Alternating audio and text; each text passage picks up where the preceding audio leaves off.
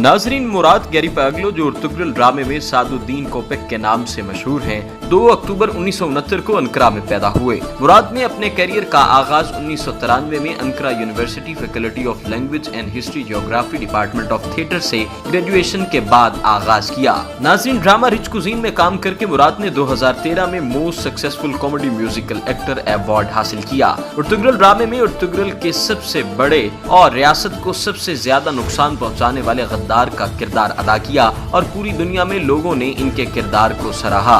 मुराद theatre, cinema और series तीनों में काम कर चुके हैं और इस वक्त तुर्की के जाने माने एक्टर्स में से एक हैं। नाजरीन, उम्मीद है आज की वीडियो आपको पसंद आई होगी। इस तरह की वीडियो देखने के लिए हमारे चैनल को सब्सक्राइब करना ना भूलें।